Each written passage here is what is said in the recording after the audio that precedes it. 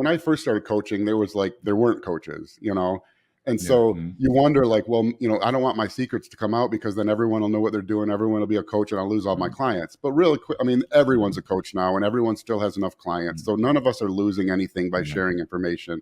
All we're doing is potentially saving lives and improving the sport.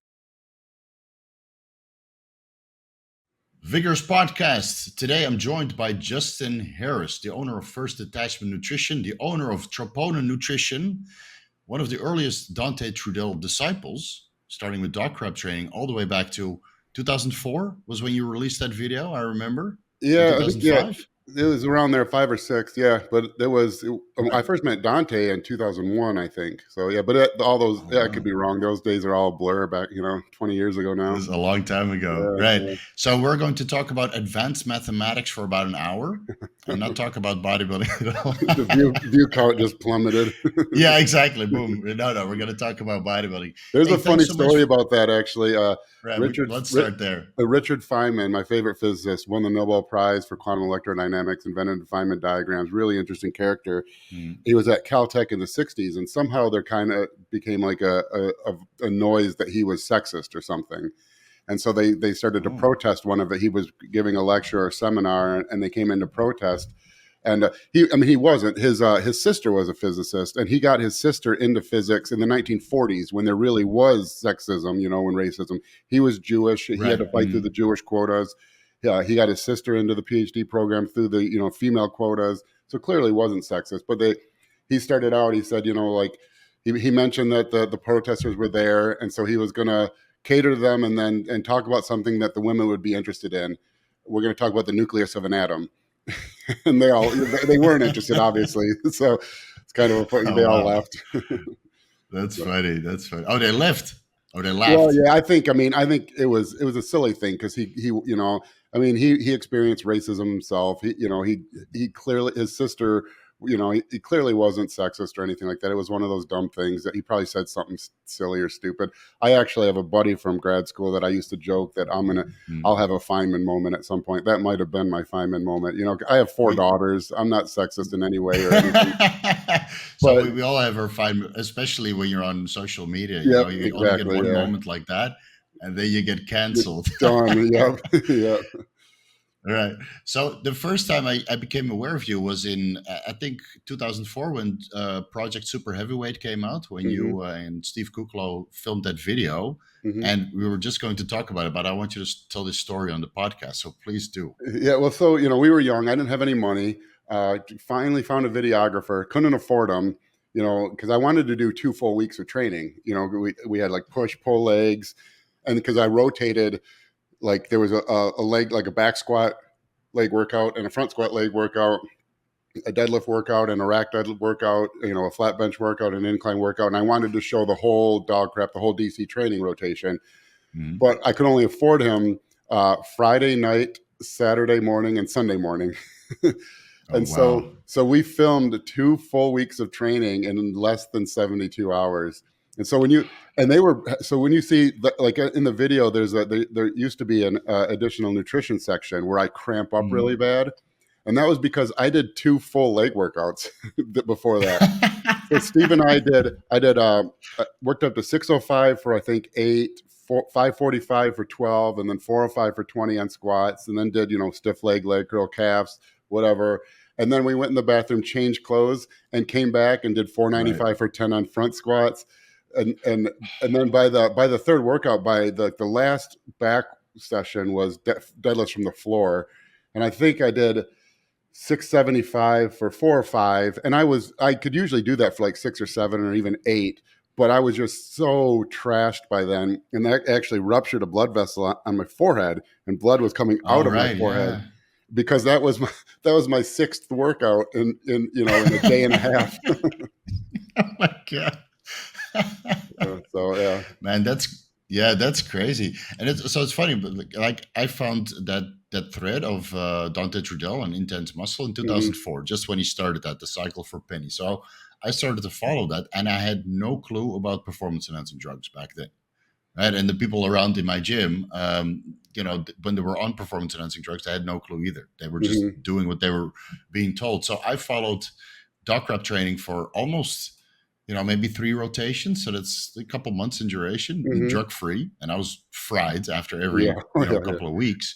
And then I watched this Project Heavyweight, which I downloaded, right? We couldn't get those VHS tapes over here in Holland. So I downloaded it from, was it eDonkey? One of those earlier download programs, right? And then I watched that and I see you train. And then I realized that Steve Kucklo was like 2 years younger than I was. And I wanted to quit. Yeah, he was 19, I think. Yeah. And I'm 39 now. And I think Steve Kucklo is what, 37? Yeah, 36, 37. Like something like that. Yeah. And how old are you now? I'm 43. Yeah. So 43, I was right. So you're 24, I think, 24, 25 in that. I was right in the sweets. I was right in my prime. Right. So I couldn't fathom those weights and doing those workouts and that intensity. And I already had a little bit of experience with the DC training. So I realized that's one of the moments where I realized I will never, ever turn pro. This is not going to work out. And then the second time I realized that is when Jay Cutler came in 2006. He came to Holland. Yeah. And he had a seminar right after he won the Mr. Olympia. And I shook his hand. And then, first that my hand disappeared in his, whatever he was doing. And then, you see him guest pose there and you realize that it's wholly different compared to what you see in the gym. Oh, yeah. Well, it's funny you mentioned that with Steve, because that was kind of what did it for me too. Because I'm, I think I could have turned pro, but I'm doing everything and I'm devoting myself. I'm killing myself in the gym. I'm eating, I went like 3 years without eating a meal off plan. And Steve comes in. I used to joke because I would, I'd be doing whatever it took to get myself fired up for these workouts because we trained hard. And Steve would come in with his hair done with like frosted tips and giggling and like a hookah shell necklace. And then just bang out 600 pounds on squats, put his belt away and then start giggling again. I was like, man, people are just playing with a different set of tools, at that highest level. Yeah. So that was kind of my some guys. Some guys are just born for this stuff. And I've seen it happen a couple times around me. Like Aaron, one of my training partners here that I coached for a while, he's with Cal, a muscle mentor now in the UK, and he was also born for it. And you just see these guys just every show progress. It's insane. Yeah, and no matter what they do in the gym, and it's like they if they don't eat good, like if I ate off plan, I have fat genetics. If I ate a couple meals off plan, you can see the Mark Bell podcast. Every comment is my fat face in that podcast because I ate airport food for one day. It's like if I stray from chicken and rice for one meal, I balloon up. And guys like that, they'll eat junk half the time and always be lean. No matter what they eat, they gain muscle. It's like some guys were born for it, but I do feel that they need guys like us to kind of keep them on the path, because we have to suffer so much, right? Every little gram of muscle that we gain, we have to kind of fight for, and I really like that comment that you made a couple of years ago about protein synthesis and that you're lucky to, really get 50 grams of the protein that you eat and turn that into muscle tissue. Yeah. And then we realized that, for normal people, that's like a couple kilos a year. Yeah. That's the reality of it. And the other 300 grams of protein that you eat is just, I don't know, it's just energy, basically. Yeah. Or you're fighting and clawing for every gram. If you can get 1 gram per hour, if you extrapolate that, 1 gram per hour is 20 pounds a year. Most people are never going to get that. And so it doesn't take much. As far as genetics, you get a guy like a Steve Kucklo, if he can just synthesize 1.5 grams per hour, I mean, that's still only, 35 grams a day. It's not very much, but he's growing at 50% the rate that you grow every single year, and in 3 years, he's so far ahead of you, you can never catch up. I mean, that's the truth of it, Yeah. I've seen it happen. It's the same with Nick Walker. When you look at his first pictures, you're like, I'm not sure if this guy will go pro. And then a couple of years later, and he's fighting it out for the top 3 in every show he does. Yeah, and what's crazy with bodybuilding is, like everyone knows you don't play left tackle in the NFL unless you're 6'8", 330 pounds. No one expects to pitch in the Major League Baseball unless you mile-an-hour fastball. It's like people don't just expect like, well, if I try really hard, I'll play in the World Cup. They understand genetics for every other sport, but for whatever reason, bodybuilders want to not believe it's as strong as it is. It's like Mike Tyson punched as hard as he punched because he was genetically built for speed and power. I could box from the age of 5. He's gonna come out of retirement at age 60 and kick my ass. It doesn't Oh yeah, matter. of Some people, course. Yeah, you yeah, but wouldn't for even whatever have to reason, train, right? bodybuilders, yep, yep, yeah, I think we're also stubborn, right? Because we fall in love with this stuff, and then it's very hard to let go. yeah, Also, and we just keep grinding and grinding, and that's pretty much the game. It's a grinding game, survival of the guy that does it the longest. But yeah, some guys just excel way beyond the general population and the average yeah. guys. Even if you put everything into it, yeah. I remember hearing rumors that Willie Winkler would gain like 3 pounds a day when he first started cycling. True. And you I was believe in it, Kevin Holland. Levrone. Yeah. From Rully Winkler, I know because he was around that time. I was in Holland as well, and then I was training at the same gym as William Bonac, so he would come once in a while, and then every time he would be bigger and larger. Mm-hmm, He's one of mm-hmm. the first Dutch or Curacao pros that actually went very very far, and every time he would be bigger, man. Every time he'd be larger and wider. He didn't grow taller, of course, but he just got Yeah, twice as wide every time we saw him. And it was the same for William Bonac. You know, he would just take a little bit to the point that the people that sold him the stuff would be upset because he didn't buy yeah, enough. It's like, what? You're only this? So yeah, that's yeah, for like 16 weeks, and yeah. Well, nobody would believe in, and he would blow everybody out of the water. Steve Kucklo used to crack me up because he won T Nationals twice. He won the heavyweights at T Nationals at 18 and 19-year-olds, and he was natural. And of course, on the internet, no one would believe it, and everyone insisted he wasn't. Oh no! But he won both Yeah, of those at like 207, 210 pounds. And then what cracked yeah. me up, because he did his first cycle ever after that, and he Mhm. came back 9 months later at 250 pounds and won an open heavyweight division. It's like, he gained 40 pounds of stage weight in 9 months after already winning the Team Nationals twice. That's crazy. Yeah, Yeah. it makes me pissed off, honestly. Like, why didn't I get this Oh, I know. God-given Can you imagine how genetics? fun that would be? I want bigger triceps. Yeah. Let me do a few extensions. Boom, there they are. Yeah, That'd be a riot. Amazing.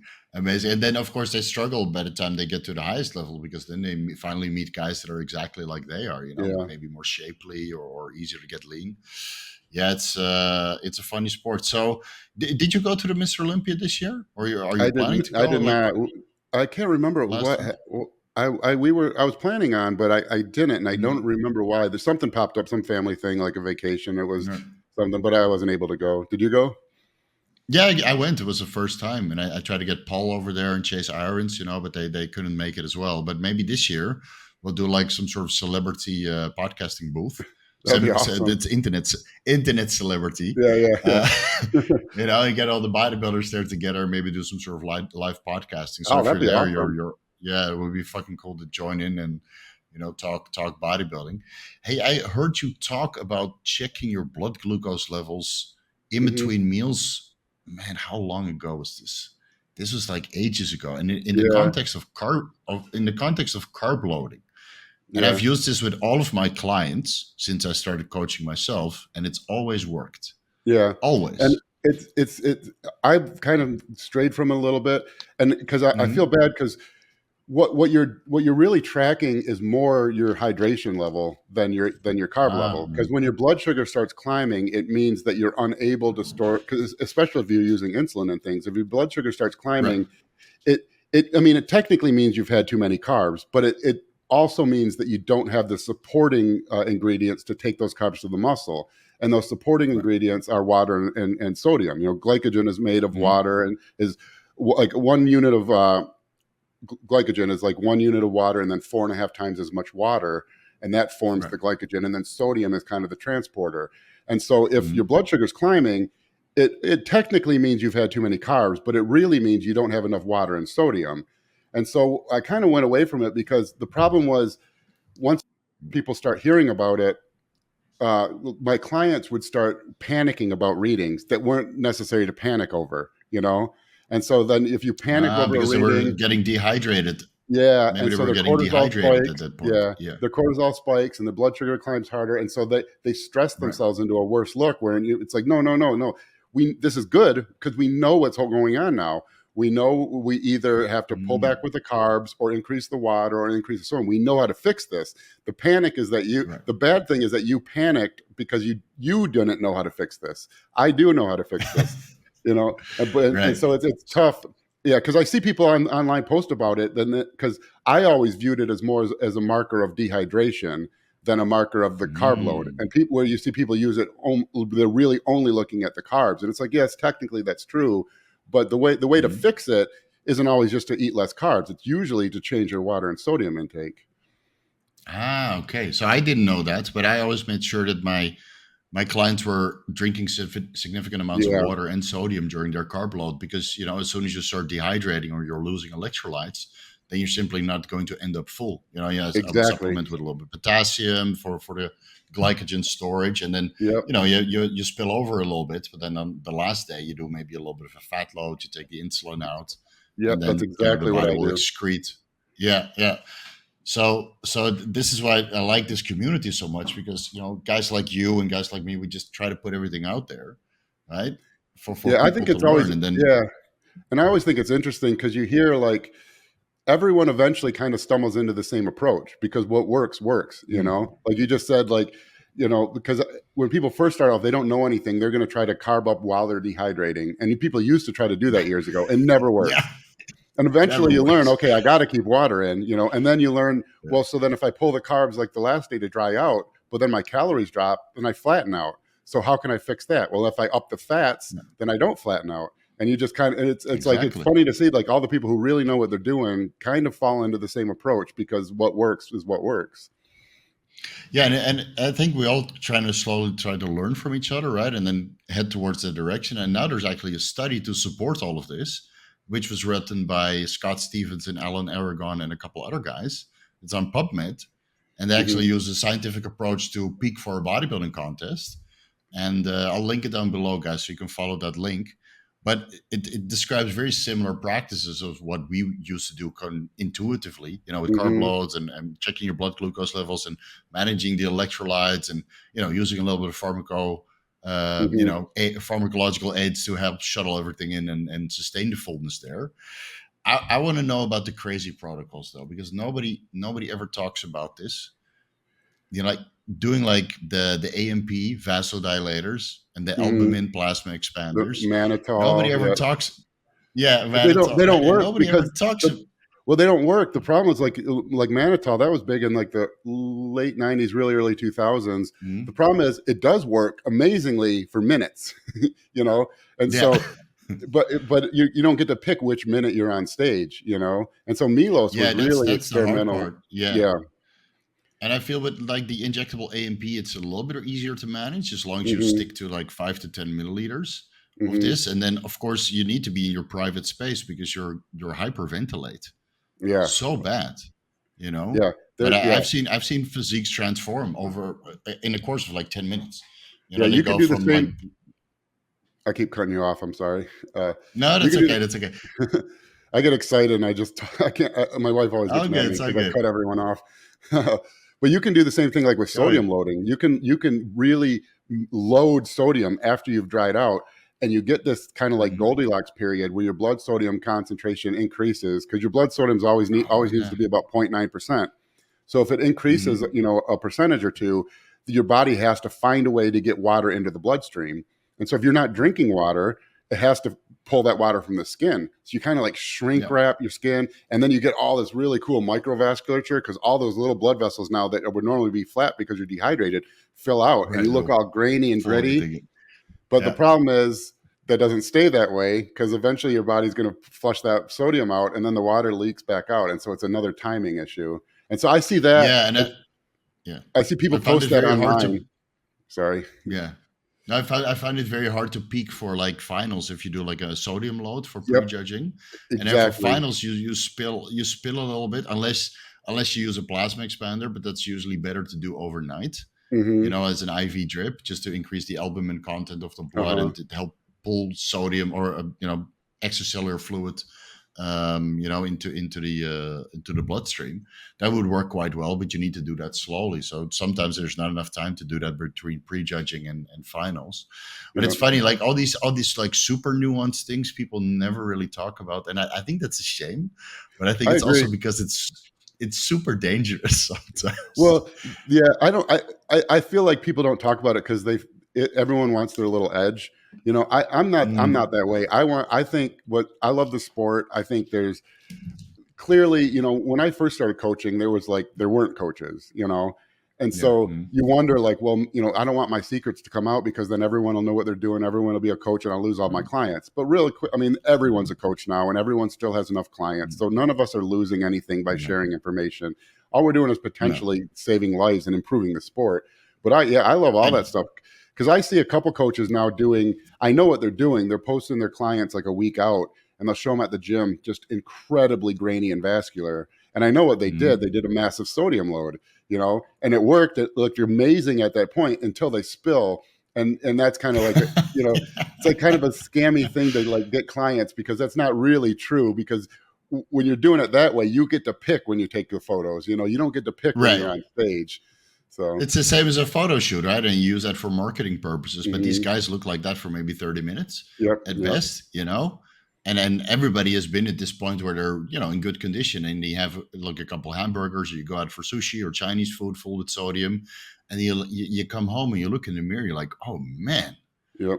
this is I wish, shit. And of course you're not on stage, so you yeah, don't, like, you would be completely glazed over if you're yeah, on stage. You'd be so blurry. But in yep, that bedroom lighting or in the toilet, you look absolutely phenomenal. And then the camera comes out, you start taking pictures, yep. and you're like, That's the I hardest. wish I looked like this on stage, but you'll Yeah. never do. Yeah, and that's the thing. People, you just nailed it because the stage lights, you don't look that way.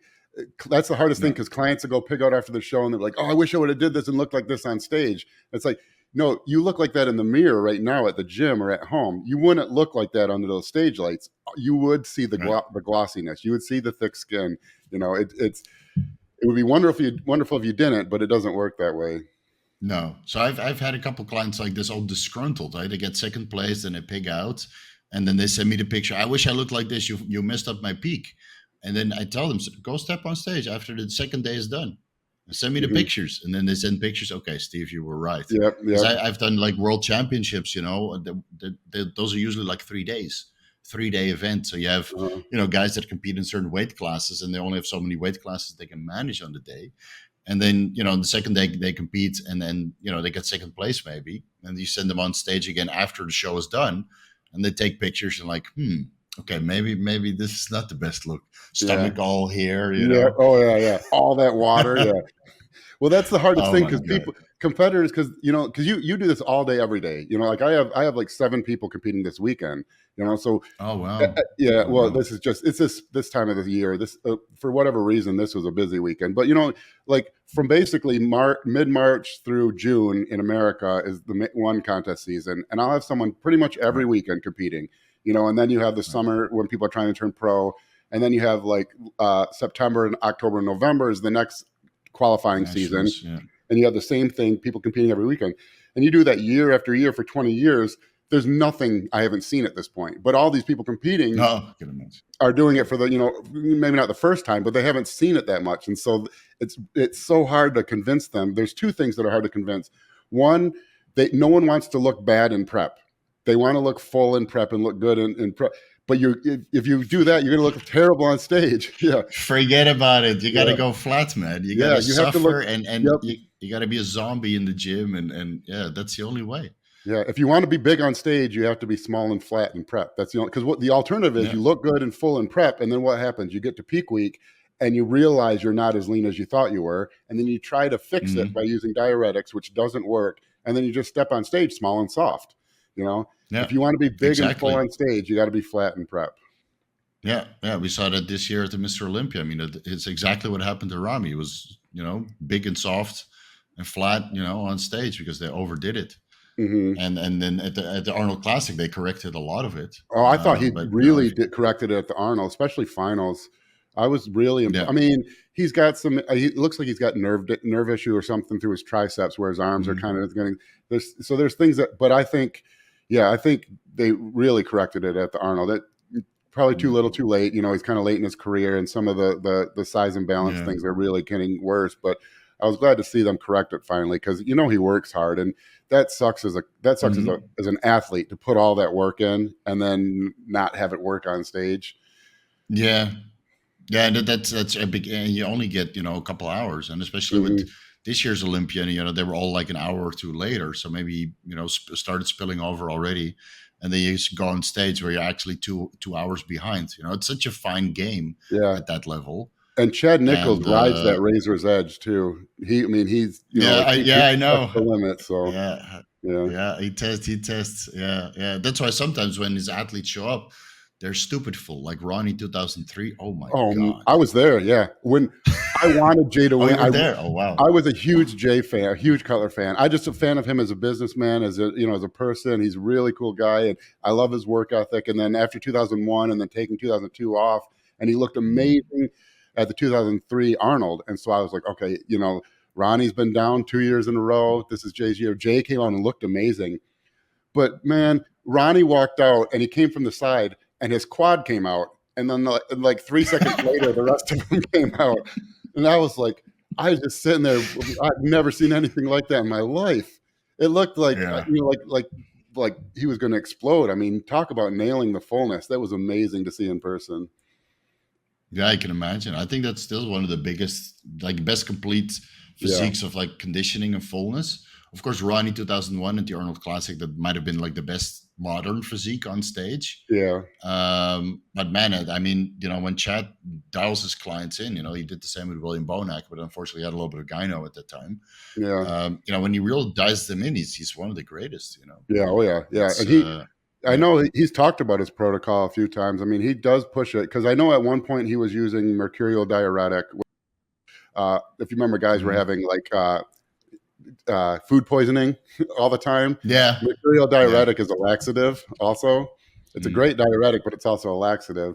And he actually held a contest on Muscle Mayhem back in 2002 or 3, where he said he would admit what it was if someone could guess what the diuretic was. And I guessed mercurial diuretic, and he kind of admitted that's what it was. It's been discontinued since the 1960s, but if you have a compounding pharmacy, you can get it. But that explained everything to me, because it's a laxative also. So that's, because guys are always having, and all the kidney issues. And because it's mercurial. So it's really hard on really hard on the kidneys. What I heard, I've heard this for years, that Chad Nichols would go room to room with his drink. He would just give you a drink the day before the show. Yeah. And he would not tell anybody what it is. But I think Tom Prince figured it out, because he would do the same thing with some of his athletes. Yeah. Tom was a smart guy. It was mercurial diuretic. Yeah, discontinued in the 1960s because of kidney issues. But man, a potent diuretic that seemed to really just pull water from the skin, not flatten you out. And the problem was the kidneys, and then also the laxative action of it, because you think you got food poisoning. But if you timed it right, man, did it work. So do you think that Ronnie was taking this mercurial diuretic in 2001, and that's why he had to drink so much water? Yeah, I would guess to for make sure. it to the stage. Yeah, because this is around the time that had the drug testing, right? The diuretic. Yeah, and that would never have come up because it wasn't produced by any company. I mean, you'd have to specifically test for that chemical, which no one would, because it'd been discontinued for 50 years or 40 years at that point. So did he find in some sort of abandoned warehouse a whole stock of mercurial based diuretics? I'm guessing because I have a market for this. I'm guessing just knew a compounding pharmacy, and they can make pretty much any chemical, and so it's because that's where the resurgence in TRT type stuff came out. Everyone's using compounding pharmacies and basically getting compounds. Getting whatever compounds compounded that haven't been produced really, in America for years. Right.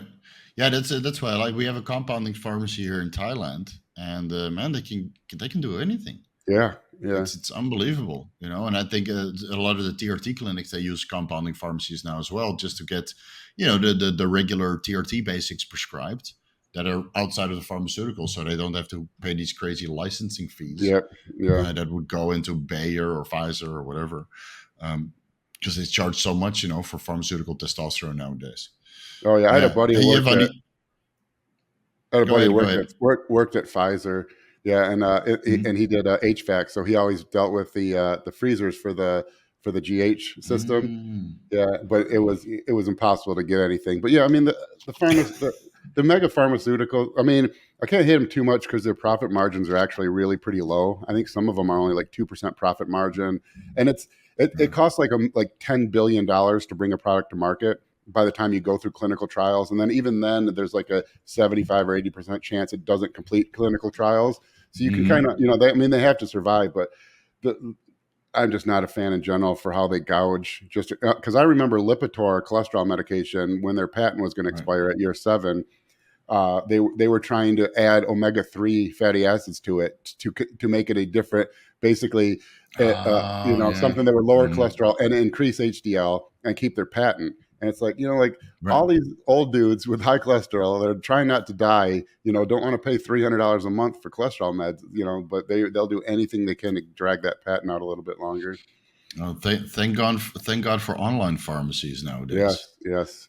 And otherwise you got to travel a little bit. I mean, this is the benefit of living in Thailand. The pharmacies, they carry pretty much everything. And it's one of the reasons why I moved here, because you have so much liberty of what you do and can get. Of course, if you abuse that liberty, then of course you're going to go off the deep end. But usually bodybuilders are kind of regimented. It's like, hey, okay, I need this, but I don't need all of that other stuff that's available. Yeah. Yeah, but I mean, I'm for bodily autonomy. I'm for bodily autonomy, bodily sovereignty. I just think it's insane that like some other guy, some guy named Joe somewhere gets to tell me what I'm allowed to put in my body. It just seems, outrageous. Like you wouldn't let your neighbor tell you what you're allowed to eat or drink or put in your body. Can you imagine if your neighbors were like, hey, no more orange juice for you anymore? You'd be like, fuck you. I'm going to do what I want. But we just let the government tell, But if our neighbor gets elected to some government position, go ahead. They'll tell you. Yeah, I'll tell you. Yeah, so this is one of the reasons why I moved out of Holland, because the rules were so strict, and for what I wanted out of bodybuilding. Like, I love bodybuilding. I've been doing it since I was 15 years old. But, there's all these restrictions. You can't use PEDs legally, and even preventative medicine in Holland, because of the healthcare system, you can do blood work once a year. And I realized a long time ago, if I wanted to do performance enhancing drugs, blood work once a year is not enough. You need every 3 months, and maybe, every month if you want to check certain protocols and see, how your body is adapting. So, here in Thailand, I can do blood work every week if I wanted to, if my veins could tolerate so much blood drawing. And in America, for example, like we're both sponsored by Merrick Health, right? So at a clinic like that, you can basically do blood work whenever you want to. I have many clients that go to Merrick Health every month and then schedule a consultation with me or some of the patient care coordinators there to kind of help them, figure out their TRT protocol or whatever else they're doing with their body.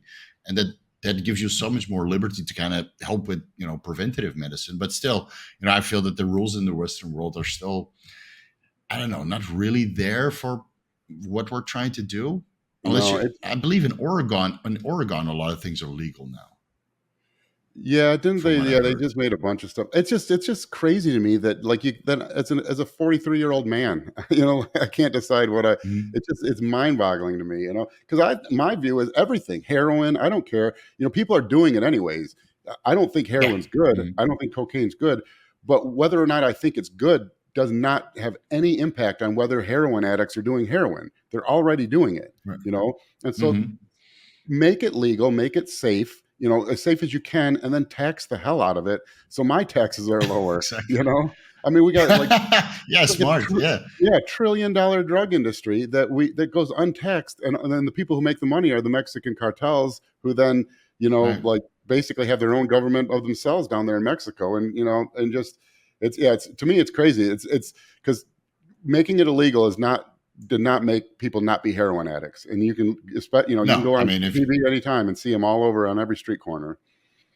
And nowadays, with the fentanyl and all these other weird drugs that they mix it with, people are actually dying. So I would, in a perfect world, I think those would be dispensed, just like a weed dispensary, marijuana dispensary, or smart shop like we have in Holland. And then at least the quality is a little bit controlled, and the people that use it, okay, you get your medical heroin card or whatever they want to call it. And it's mad expensive, but at least when you buy it, it's pharmaceutical grade, and it's dosed properly, and then you get dosed taxed properly. Yeah, you get taxed on it. You only get a certain amount. Okay, if you really want to get addicted and go overboard, people will get addicted anyway. That Yeah, happens everywhere. It yeah, happens in our bodybuilding community also, where people get addicted to taking steroids and never come off, or always run a gram of tren or whatever. So those people will always be there. But I think, yeah, if you tax it, maybe it can take some problems away somewhere else. yeah. I think where we're like at like the times where things are about to change, but we need another 20 years or something for this world to become a little bit more liberal, or we're going to go the other way and It's everything will be definitely, kind of yeah. locked in. It's And definitely then swinging one way or the other right now. It seems crazier than it's ever been. It's like everyone wants to yeah. be. No one can have a middle of the road thought. Everyone's got to be super polarized. Either I'm all the way over here, or I'm all the way over here, or at least that's the way the media portrays it, which is crazy. Because when you Mhm. talk, people talk to each other. When you talk to people, you see that everyone isn't that way. Where most people are pretty reasonable and somewhere in the That's very middle. true. And I Yeah. saw a stat like on Twitter. Was it 10% of Twitter users post 90% of the content, and 90% Mhm. of those 10% have extreme political views. So if you go Yeah. on, so the only people posting anywhere on social media are people who have extreme political views. The people without extreme political views are just on there viewing and reading, and they're not posting thousands of things a day. Or they're living their lives and not balancing the crap out. Yeah, yeah, yeah, So they're actually living their lives and not complaining online the whole time. There's a yeah, good documentary called The Social Dilemma, yeah. and this Everyone this should watch that. documentary, yeah, it's a very good one. So long story short, basically, all these social media platforms, they cater to what you want to see, so they keep you on the platform so they can show you ads. So if you're extremely left, they will show you posts that are extremely left, and if you're extremely right, they will show you posts that are extremely right. In both cases, you get a fuckload of ads, and Yeah, now you can't see it from each other's way yeah, because, like, everybody I know is left, everybody I know is right, yeah, and you can't see the other side anymore because social media has been feeding you one side that you're interested in. And yeah, it's the same with bodybuilding. Like, my whole feed is all bodybuilding. If Instagram was real life, then I would be surrounded with bodybuilders 24/7. But as yeah, soon as I yeah, go outside to the shopping mall, there's people with normal bodies, and I'm like, wait a minute, people have that's a normal bodies. They're a little yeah, bit that's a dad good way to bods put it. and Yeah, pudgy. yeah. Yeah, like, Well, oh yeah, right. after I watched that, I went and I was like, wow, that was like really interesting. So I went and followed a bunch of people that I normally wouldn't follow.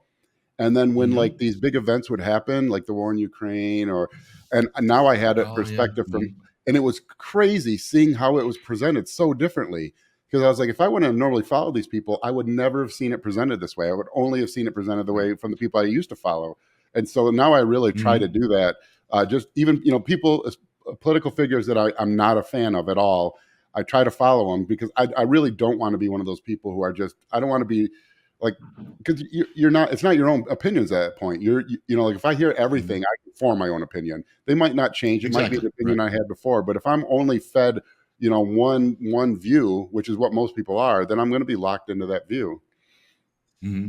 So what I've done a long time ago is I shut the TV off and I don't follow anything political because I consider myself like a human being of planet Earth, and I Mhm. would just move around freely to a country that treats me the best. So right now that's Thailand, and I think America would treat me good for a couple months, but I can't stay there too long because otherwise I'm obligated to pay taxes, which I don't want to do to that extent. So I think if you like are a little bit resourceful and you kind of decide what you let in, then you can, the quality of your life goes up so much. And that's why I'd rather focus all my energy in bodybuilding and helping people and that kind of stuff instead of focusing on the politics, which I can't control anyway. And Yep. from my experience, it didn't really matter who I voted for back home. It was not getting any better. No, it never does, and that's what always cracks me up because everyone's got their views, and they have their guy, and they're dead set on voting for that person. And if the other person gets in, they think the Hmm. world's going to end.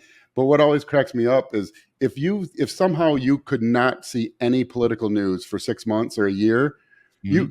if you could not see any news, you wouldn't know who the president was in America. You wouldn't. I mean, because No. you really wouldn't. Because the only reason you know is because you get all this. But your daily life, you would have no idea. Nothing in my life has changed from Bill Clinton, uh, George W. Bush, Barack Obama, Hmm. Trump.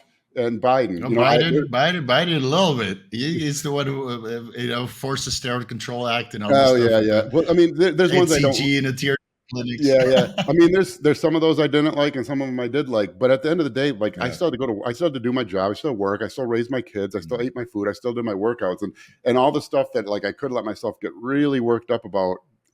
They don't. I mean, I shouldn't say that too much because the lockdowns with COVID definitely affected everyone. Yeah, But that's even then, it didn't matter who was in office. I mean, everyone around the globe was locked down, so it's not like that would have been too much right. different. Yeah, it was the same here. It was the same here. We were locked down for 3 years. That's why I went to America, because I figured, okay, now it's finally Olympia time and I can travel somewhere. So now I got 3 years worth of holidays to compensate for. I'm going to go to Las Vegas. The Yeah. Olympia is awesome. That's my favorite show to go to. The Arnold Expo is way bigger, but the Olympia, Mhm. I love the Olympia. Well, first of all, I mean, Yeah. you're in Vegas, which is awesome, but the expo is a little bit smaller and more open, and the people watching is much better. And I think like what you said with the like a live stream podcast, that would be awesome because it is. I went like Mhm. 3 or 4 years in a row, and that was what my favorite thing was to do. There's a couple hallways where you can just people watch. If you set up a booth there, Right. and everyone's having a good time. Of course, it's Vegas, so everyone's Mhm. drinking or smoking or whatever. Everyone's all pumped up and having a blast. And even the bodybuilders are fun people watching, but the regular people are just as fun to watch because they're even crazier than. Right. Yeah, but I love the So Olympia.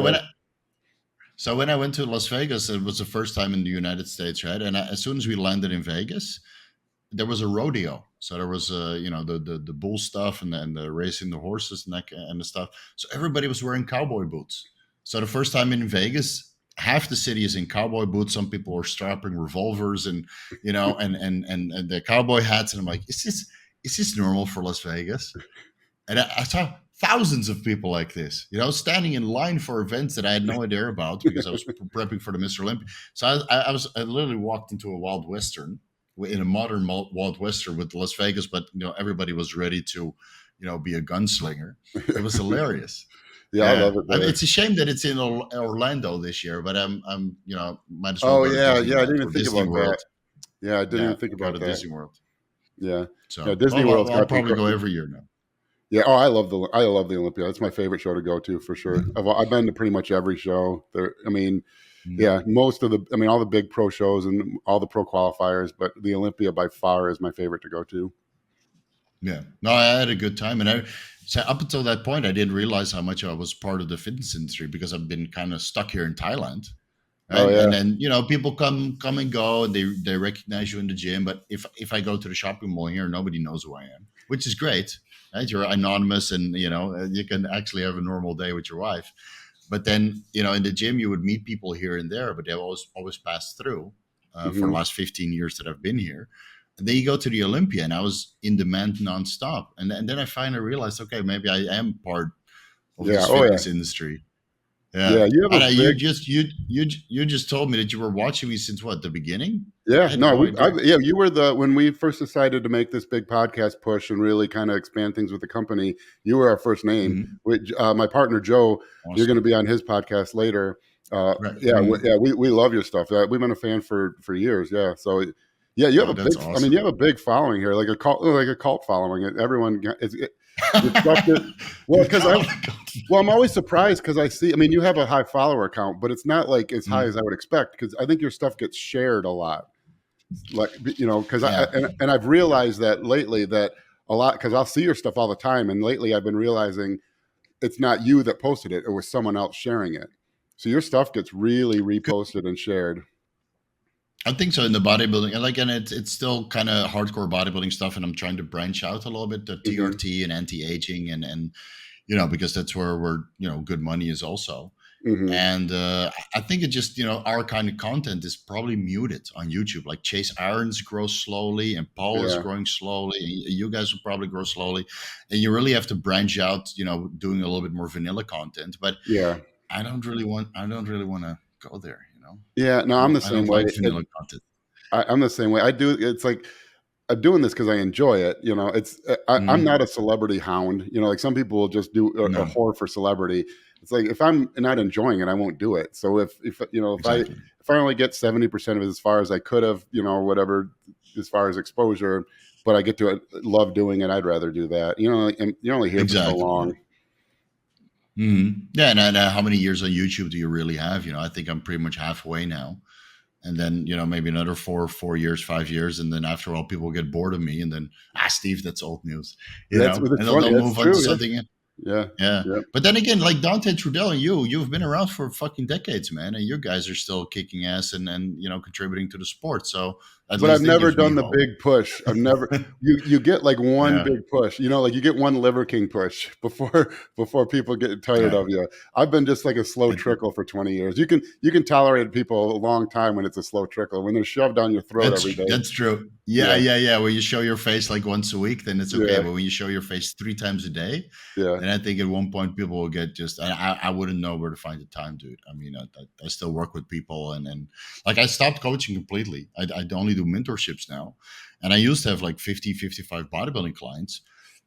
And I have like 17 people compete at the world championships at the same time, but I don't have the time for it anymore. Oh man, and people don't realize like how involved, because your clients, they expect you to be like a servant, because they're paying. Yeah, exactly. But they really don't understand, like it's like, like the UK shows are on Sunday, the American shows are on Saturday, and then Australia's Saturday too, New Zealand Saturday, but though, like, they don't realize they're checking in the morning of the show. Well, that's the other side of the world. That might be 1 a.m. for me, and I'll work you have for to my stay client. awake. I'm setting alarms, but they don't know, like they don't understand that at all. And so, or you can't go on a vacation, like, because, like clients be like, you can't answer one email on vacation. It's like, or they'll say, don't worry about this until you get back from vacation. It's like, well, if I'm gone for a week and all of my clients are still checking in, by the time I get back, there's no way I could ever answer all of them. I'll have 700. No, you can't. emails. Yeah, you can't catch up. You have to do it for 2 or 3 hours. So I would bring my laptop to the pool, and then instead of doing breakfast, you would just sit at the pool and then answer emails. My wife is having breakfast and she's laughing. Because I'm paying for all of it, with the clients that I got. So you better work so I can have some food later tonight. Like, oh my God. Yeah, people don't realize the time involvement with coaching. I would lose 10 pounds every world championships, 10 pounds, because I was running through the hotel rooms, dialing people in. And then they would all forget their stuff and they would panic. And then, this guy didn't have diuretics and you would have to get it from the other guy, or this guy over diuretic and you would have to get some, I don't know, something to, bring him back up. And it would be like a walking pharmacy with a backpack. Yeah. And then people don't this now because people don't stay in the same hotel. Like, like your clients, they don't understand. Like, they're like, hey, coach, I'm not at the host hotel. I found a cool hotel just off the, just a couple blocks away with a kitchenette. It's like, that's great. But now I have to drive there, like I got clients at this hotel, clients at that hotel, clients at that hotel. There's traffic, I remember nationals in 2020, I think. Same thing. At one point I was minutes away from just driving the car right to the airport and flying home.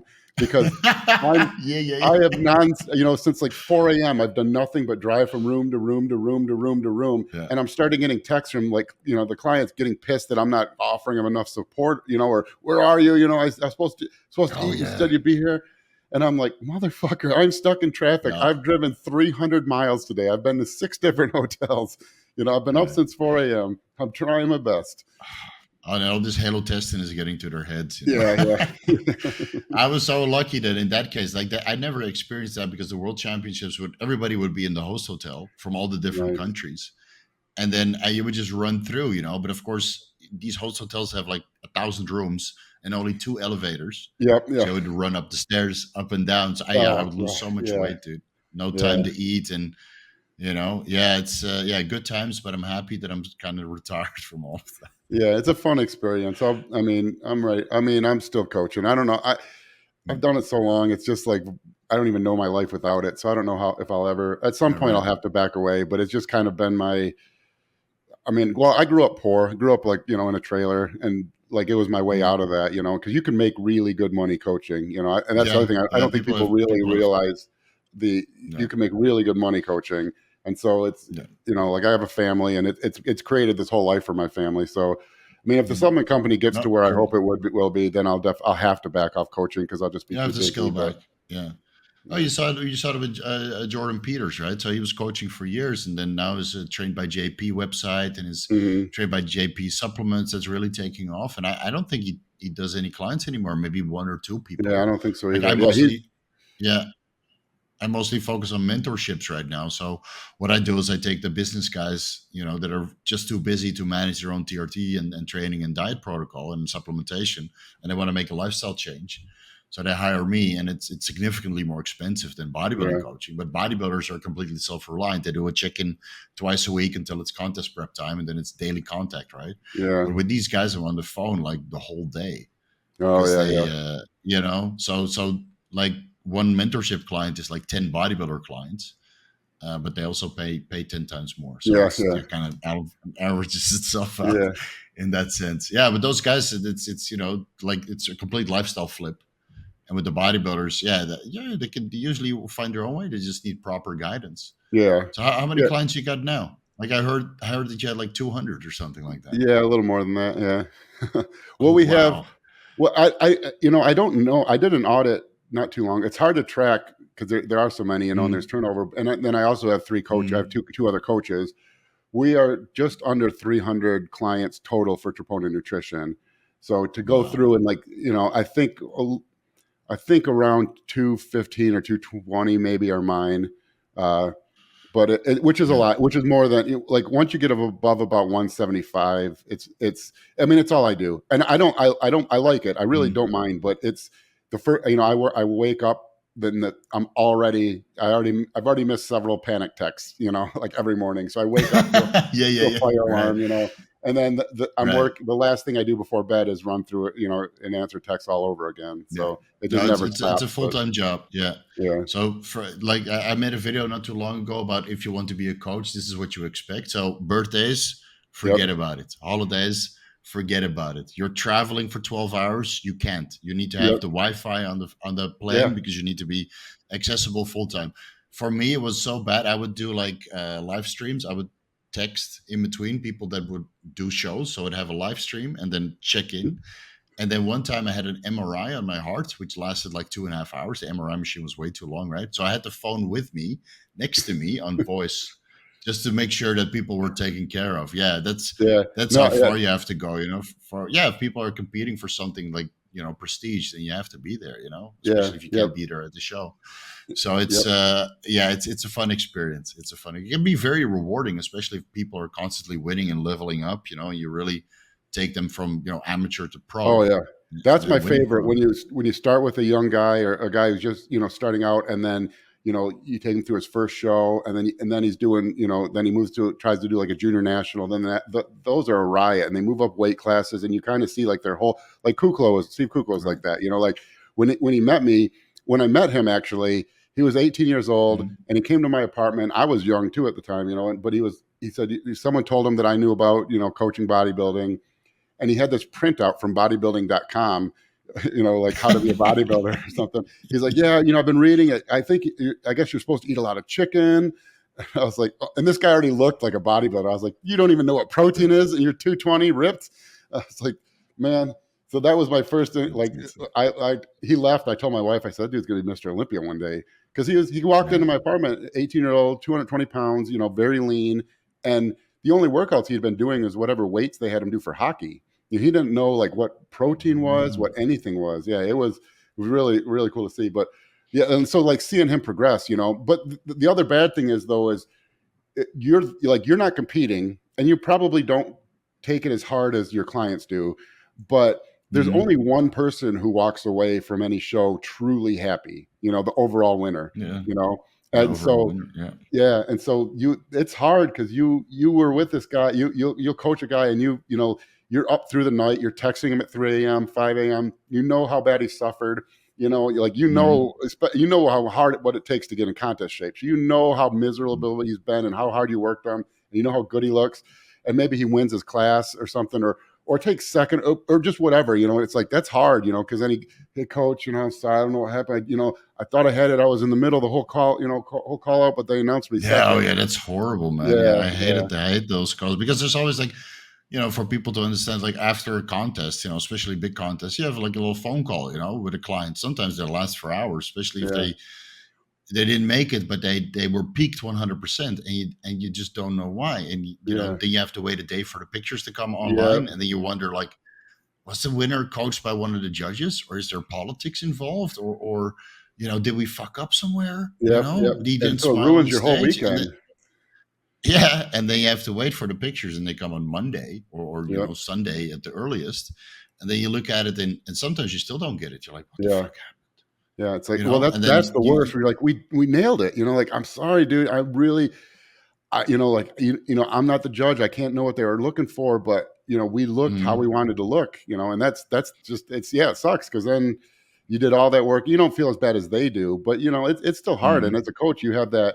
Like, I got like 7 people competing this weekend. It's very unlikely that all 7 are going to win the overall. So I'm gonna, Yeah, you know, yeah, I'm gonna, yeah, I'm gonna like I'll feel terrible by Sunday. No matter what, because I'm some of these sure. people Yeah, I'm sure. that work their butt off for me won't win.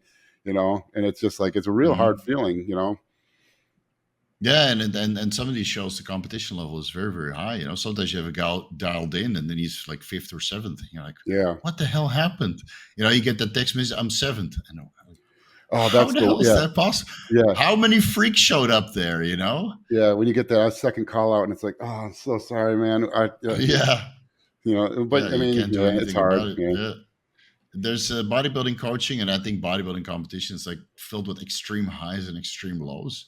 But when the client then does win, and they do get their cards, or they win a contest, and they can't stop talking about it. And then, of course, Yeah. you're in their corner just taking Yeah. all the praise, Yeah, because yeah. that's That's the best, especially if you're there in person, like at the Nationals or oh something, where yeah, someone yeah, and their dream was to turn yeah, pro and they get the card and they come off stage and it's like oh man, that's the best.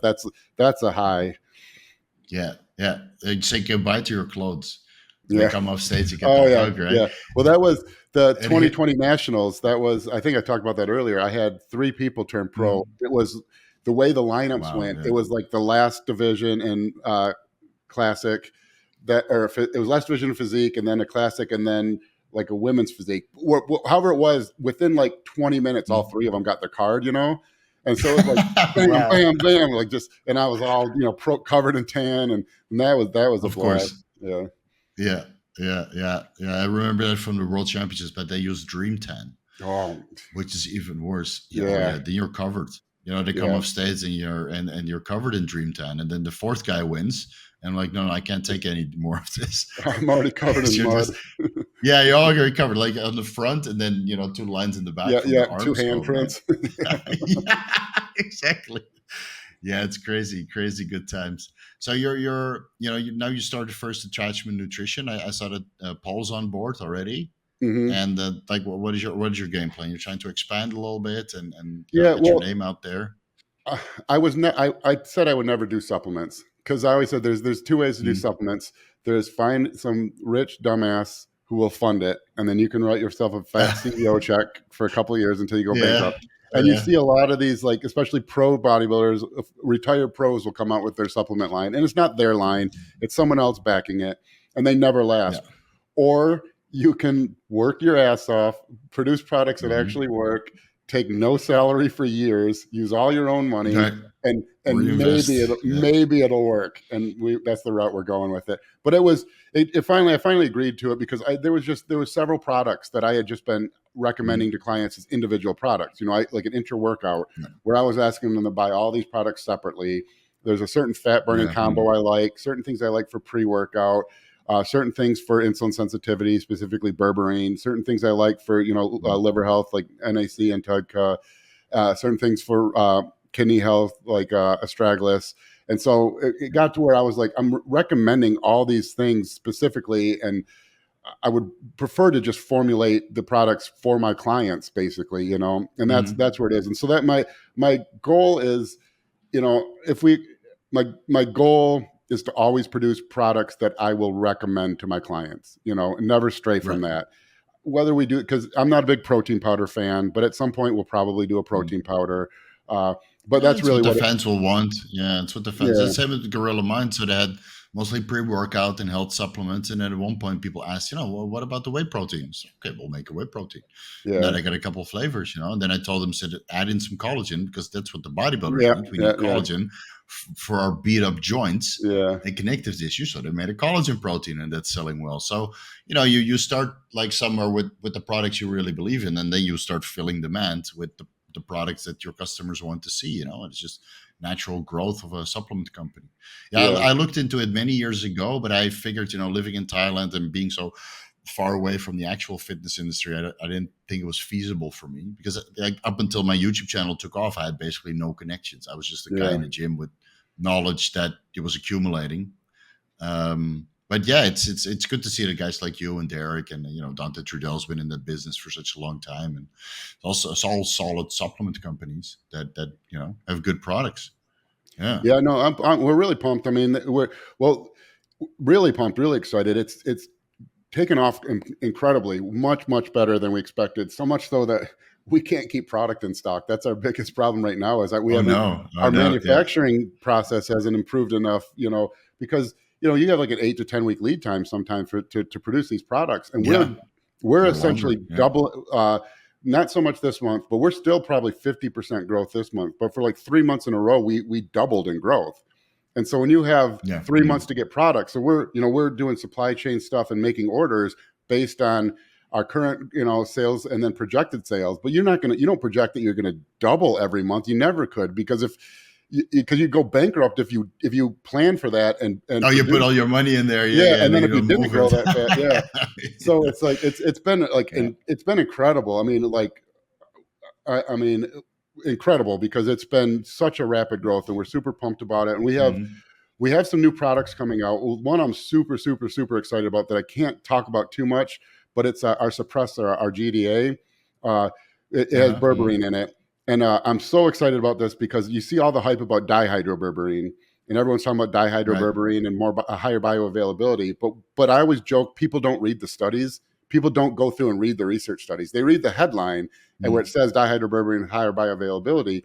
But if you actually read the studies, it doesn't seem to correlate into improved blood sugars over berberine by itself. So berberine and dihydroberberine, Ah, even though dihydroberberine appears to be more bioavailable, doesn't seem to improve blood sugars. But there is right. something you can do to berberine that makes it improve blood sugars by 20 to 22.5% above just berberine alone.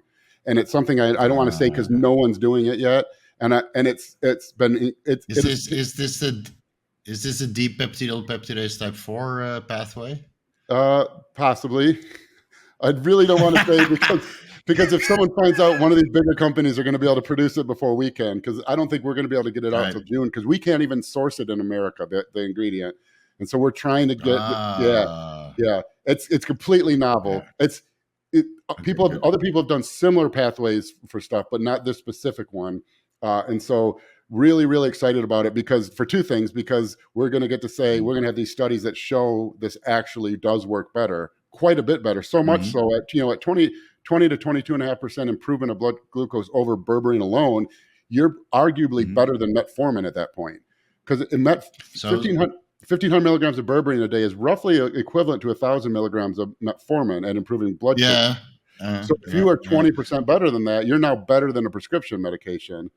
And so we So only so get you so you so you already bought stock in Eli Lilly glucagon kits just to make yeah sure that prevent everybody from going yes hypo. yeah.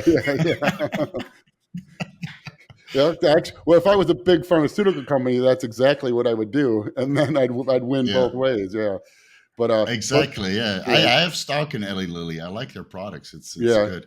No, It's you good. can't, you There's a really can't go wrong with pharmaceutical stock. I mean, they're usually not big growth stocks, but most of them have dividends, and then they're not Mhm. going away, because humans are only taking more and more drugs every year. So Yeah. you really can't lose. And I Right. think they took a Hey, hit recently. Like Pfizer's way down, Johnson and Johnson is way down. Johnson and Johnson's like 150 a share right now, where it's been over 200 at some mhm. points. I'm really looking at buying Johnson and Johnson because they have that talcum powder issue. Uh, for Right, the right, right. Yeah, yeah, yeah. I, I, which s- is I, the s- I sold my Pfizer stock in December of 2021, I think, two oh years smart ago. yeah Yeah, yeah, because they did something horrible to me. oh So, I had to let them go, but I was right at the top. So at least all the medical conditions and the imaging that I had to do before getting Pfizer, yeah, I was able to cover with that. Yeah, you nailed it because that was But right yeah, at the peak. Yeah, but yeah, you really yeah, can't go wrong. I yes, mean, humans just take more and more drugs, and pharmacies just keep pharmaceutical companies make more and more money, so they're always a good buy. right. Hey, it was great to have you on, man. I know we have a podcast in 5 minutes on your channel, so let's take a quick break. Where can people find you, Justin? TroponinNutrition.com or FirstDetachment.com. That's one ST, the number one, First Detachment. Or, I mean, you can always just search Justin Harris, carb cycling, Justin Harris bodybuilding, Justin Harris, incredibly sexy mustache. Any of those things will bring me up. Yeah, right. Yeah. Justin Sexy Mustache Yeah, no, Harris. it's terrible. Like in this high definition, I can see just how bad it is. But my kids hate it, Oh so I'm yeah. committed to it. At one point, you'll be like me. You just trim it all, and then me I and you did. and Paul can have like a three-way conversation with no hair.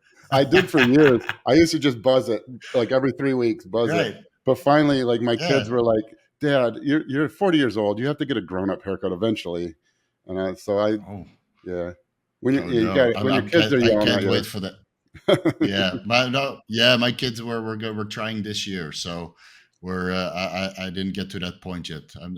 We're kid free, but we're gonna try it this year. So They're awesome. They're so no, awesome. yeah, for sure. Hey, it was great to have you on. Let's do this again sometimes because I think we have a lot more to discuss. Yeah, Our one awesome. hour Yeah, like I flew said, right past. I've been a fan for years. So I'm Awesome. as you can tell, I couldn't let you talk. I talked over you the whole time, but so Yeah, that's I okay, man. appreciate That's it. okay.